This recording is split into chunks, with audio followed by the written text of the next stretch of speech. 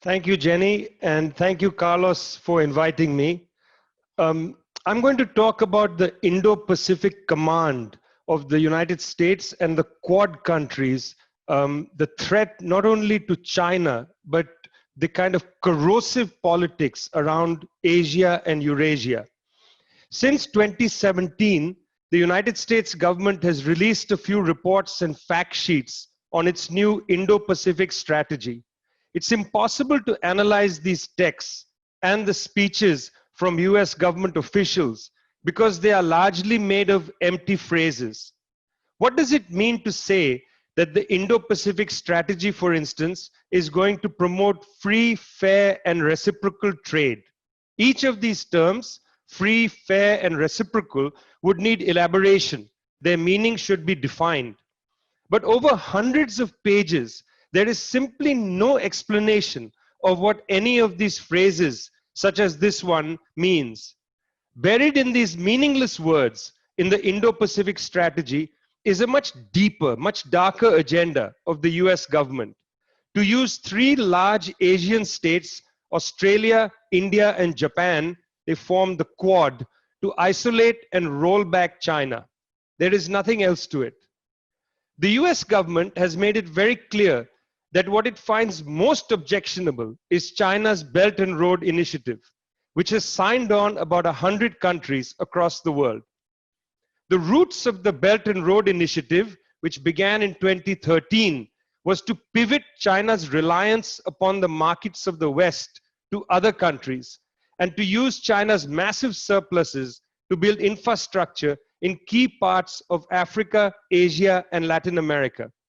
By 2027, Morgan Stanley estimates, despite the coronavirus recession, China will spend about $1.3 trillion on this ambitious construction project. Even Saudi Arabia, a close ally of the United States, has made the Belt and Road Initiative one of the cornerstones of its Saudi Vision 2030 plan. While China has invested $68 billion to build China-Pakistan Economic Corridor that links to the Arabian Sea at the Gwadar port, Saudi Arabia has agreed to invest $10 billion in the port itself. The scale of Chinese investment and the participation of a range of countries with different political identities and commitments is staggering. Put this beside the Indo-Pacific Business Forum in July 2018, which was hosted by the US government. This was held not in Asia, but quite tellingly in Washington, DC. At this forum, the United States bragged that it has spent $2.9 billion through the Department of State and the USAID. It has lined up hundreds of millions of dollars more through its US Millennium Challenge Corporation and the Overseas Private Investment Corporation. If you add up all this money that the US intends to spend for economic projects, it is a fraction of a percent of the Chinese investments. There is simply no appetite in Washington, and this is whether you consider the Trump administration, before that the Obama administration, and possibly a Biden administration. There is no appetite across the board of mainstream American politics with, in the current case, this America First attitude to funnel more money towards investments in the region currently being built by the Belt and Road Initiative.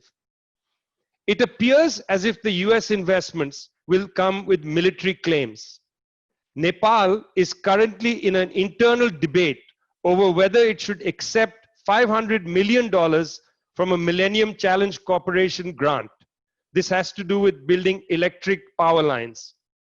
Will this money that comes from the US government, will this money mean that the Nepali government would have to allow US troops into the country and allow the United States to build bases in Nepal? This would be objectionable to the Nepali Communist Party, which is currently the government in Kathmandu. The government is also coming to terms with the discovery of an enormous cache of high-quality uranium in the Mustang region, which borders in Nepal and China. If the US money comes with a US military presence, This will create a serious flashpoint in the Himalayas. We've already seen Indian and Chinese troops clash in the Leh-Ladakh area, the high mountains of the Himalayas. We've seen Indian and Chinese troops come to very near conflict in the northeast of India. If the United States puts pressure on Nepal, this will create further developments in a negative direction for Asia. Unable to outspend the Chinese, the US government is making a rhetorical argument that it has more respect for transparency, human rights, and democratic values than China, which the US says practices repression at home and abroad. These quotes are from a US document called A Free and Open Indo-Pacific. Reading documents such as these requires fortitude. They are plainly rhetorical and nonsensical. It's hard to imagine the United States being transparent with its trade deals. It's hard to imagine the United States being free with countries when we know that it imposes pressure on countries in order to push its own agenda. In May 2018, the US military command was renamed the Indo-Pacific Command.